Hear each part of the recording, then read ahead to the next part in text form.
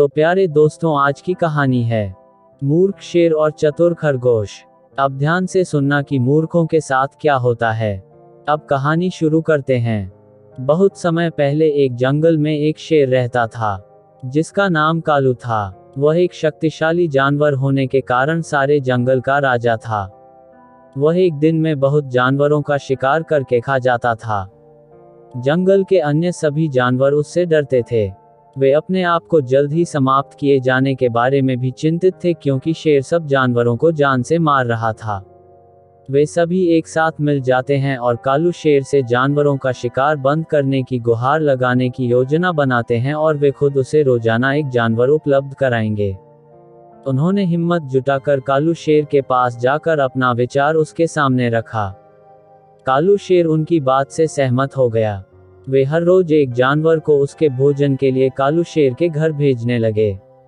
एक दिन बारी खरगोश की थी, लेकिन वह खरगोश बहुत चालाक था और वह शेर का भोजन नहीं बनना चाहता था। वह बहुत धीरे धीरे बाघ की गुफा की ओर चल पड़ा।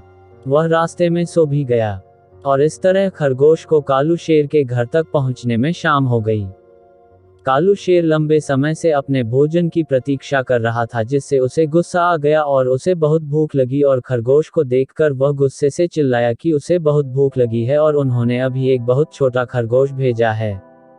खरगोश ने कहा, महामहिम, उन्होंने वास्तव में मेरे सहित हमें 6 भेजे, लेकिन हमारे रास्ते में एक शेर आया और खुद को जंगल का राजा होने का दावा किया।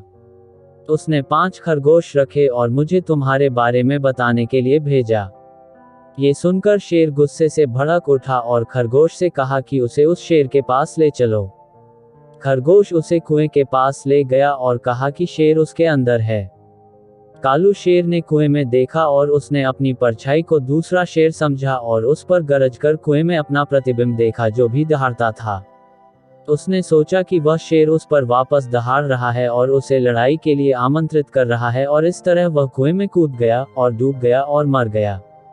इस तरह खरगोश ने खुद को और अन्य जानवरों को शेर के पंजों से मारे जाने से बचाया। शिक्षा: समस्या पर ध्यान देने के बावजूद समाधान पर ध्यान दें।